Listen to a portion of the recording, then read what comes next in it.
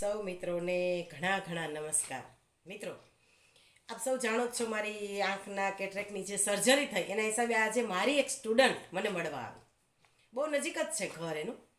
હવે એ જ્યારે મને મળવા આવી ત્યારે ખૂબ સુંદર મજાના જીન્સ ને શર્ટ ને પહેરીને ખૂબ સરસ બોબ કટ વાળ ને બધું, એટલે બધી ઘણી બધી વાતોચીતો થઈ. ખૂબ સંસ્કારી પરિવારની દીકરી. અને એ જ્યારે ગઈ ત્યારે મેં એવું કીધું કે બહુ સ્માર્ટ દીકરી છે હો, કેટલી ડાય, સમજુ, સંસ્કારી અને છતાંય આટલી સ્માર્ટ. હવે આ જ વસ્તુ ઉપર પાછો મને વિચાર આવ્યો કે જો એ દીકરી છે અને એણે જો દીકરાના કપડાં પહેર્યા છે, સ્ત્રી થઈને જો પુરુષના કપડાં પહેર્યા છે, તો આપણને એમ લાગે કે બહુ બોલ્ડ છે, સ્માર્ટ છે અને કેવી સરસ છે. પણ કલ્પના કરીએ કે આ જ ઘટના જો મારા કોઈ સ્ટુડન્ટે આવ્યો હોય અને એણે જો દીકરીના કપડાં પહેર્યા હોય તો હાય હાય બાયલા જેવો છે, નમાલો છે, અરે રે આમાં હું ઠરવાના હતા. આવા કેટલા બધા આપણે એને સંબોધન કરીએ, કેટલા બધા સર્ટિફિકેટ આપી દઈએ.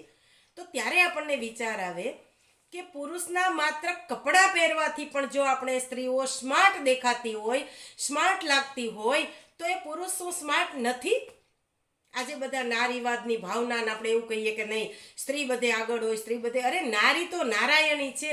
અરે તો નર પણ કંઈ નઠારો નથી, નર પણ નારાયણ છે. એ વસ્તુ કેમ આપણે સ્વીકારતા નથી? દરેક જગ્યાએ લેડીઝ ફર્સ્ટ અથવા તો નારી નારાયણી. તો આજે મારા મગજમાં આ વિચાર આવ્યો, કદાચ ઘણા લોકોને નહીં ગમે, પણ આ વિચાર હકીકત છે મિત્રો, કે આપણે એમના કપડાં પહેરીને સ્માર્ટ દેખાઈએ છીએ અને એ જો આપણા કપડાં પહેરે તો મતલબ એ લોકોનો માત્ર ડ્રેસ પણ આપણને સ્માર્ટ બનાવી શકે છે. તો ખભે ખભા મિલાવીને જો પુરુષની સાથે કામ કરવામાં આવે, જીવન જીવવામાં આવે, તો આપણે ક્યાં પહોંચી જઈએ? અને તો પછી ક્યાં આ બધી ઝંઝટ જ કરવાની છે? ક્યાં આ બધી બાબતો કે ભાઈ આ તો આ સ્ત્રી જાતિ ને પુરુષ જાતિ ને હવે તો આમ છે અન્યાય થાય છે, એવી કોઈ બાબત આવતી જ નથી. બીજો વિચાર મને એ આવ્યો મિત્રો કે સ્ત્રીની તાકાત જુઓ. સ્ત્રી પોતાનો લિબાસ તો પહેરી જ શકે છે, એમાં વિવિધતા લાવી શકે, ઘણી બધી બ્યુટી લાવી શકે, ઘણી બધી વિવિધતા લાવે, અને ફેશન ડિઝાઇનરને રાખીને પણ ઘણા બધા એની અંદર વેરાયટી ઊભી કરી શકે. પણ એ જ સ્ત્રી ધારે તો પુરુષનો લિબાસ પણ પહેરી શકે અને પહેરીને પાછી સ્માર્ટ દેખાઈ શકે. જ્યારે સ્ત્રીનો લિબાસ જો પુરુષ પહેરે તો એનો મતલબ એ થાય કે સ્ત્રીની અંદર એવી તાકાત છે કે અન્યનો લિબાસ પહેરીને પણ સ્માર્ટ દેખાઈ શકાય, સ્માર્ટ બની શકાય. એ તાકાત સ્ત્રી ધરાવે છે.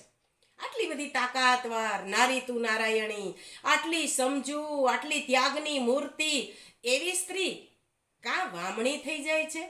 નાની નાની વસ્તુમાં આપણે ક્ષુલ્લક બાબતોમાં, હવે મને આવું નથી થતું, હવે મને આવું નથી થતું, એટલે હવે મારે અહીંયા નથી રહેવું.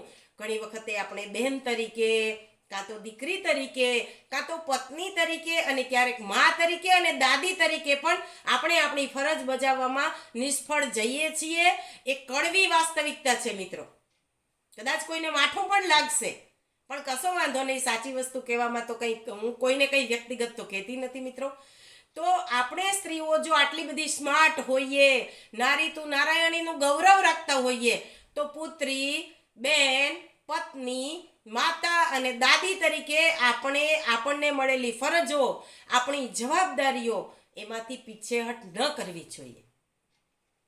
એ સંબંધોનો ક્યાંય ગેરલાભ ના લેવો જોઈએ, ક્યાંય પણ આ સંબંધોને વટાવવા ન જોઈએ. કારણ કે આપણે પુરુષ સમોવડી બનવું છે, તો પછી સ્ત્રી હોવાના સાબિતીઓ આપી અને આપણે પાછા લાભ પણ લઈ લેવા છે, અને પાછું કેવું છે કે હું તો પુરુષ સમોવડી છું. આ કઈ રીતે ચાલશે મિત્રો? એટલે ખરેખર આજે એ દીકરીએ મને એવી વિચારતી કરી દીધી કે વાહ નારી, તું કેવી તાકાતવાળી, કે પુરુષનો લિબાસ પહેરીને તું સ્માર્ટ દેખાઈ શકે, પણ એ જ પુરુષ તારો લિબાસ પહેરે તો નમાલો, નઠારો, બાયલો દેખાઈ શકે. આટલી તાકાત ધરાવનારી સ્ત્રી, એને કંઈ સમજાવવી પડે? એને કંઈ બે શબ્દ કહેવા પડે કે બેન આવું તારાથી ન કરાય? હે? તો આવી સરસ વાતો છે એ હમણાં આરામ કરતાં કરતાં વિચારતી રહું છું, આપની સમક્ષ રજૂ કરતી રહું છું. આપ તરફથી મને કોમેન્ટ પણ મળે છે, પણ હજી પ્રમાણમાં જોઈએ એટલો પ્રતિસાદ નથી મળતો. પણ છતાંય ઓલી કહેવત છે ને કે હું તો મારી વાત કરતી જ રહીશ, મારા માઇન્ડમાં જે વિચાર આવશે એ આપની સમક્ષ રજૂ કરતી રહીશ. ચાહે આપને ગમે ન ગમે, પણ મને ગમે છે કે મારા મગજમાં જે વિચાર આવ્યો, એક ઉમદા વિચાર આવ્યો કે મારી તમામ સ્ત્રી જાતિને હું કહું કે આપણને આવું આવું વર્તન શોભે, આવું આવું વર્તન આપણને ન શોભે. તો એના માટે થઈ અને આપણે થોડાક આપણું મનોમંથન કરી અને વિચારશું કે મારે શું કરવું જોઈએ, મારે શું ન કરવું જોઈએ. બસ આટલું વિચારી લેશું ને તો આપણી પાંચે પાંચ જે ભૂમિકા છે, પુત્રી, બેન, પત્ની, માતા અને દાદી તરીકેની આપણી જે ભૂમિકાઓ છે, એ પાંચે પાંચ ભૂમિકાઓમાં આપણે ખૂબ સાર્થક બની જઈશું અને આપણે એક પંચદેવી તરીકે આપણા જે કેરેક્ટર છે એ ઉપસી આવશે. મિત્રો ચાલો ત્યારે નવી વાત સાથે કાલે મળીશું.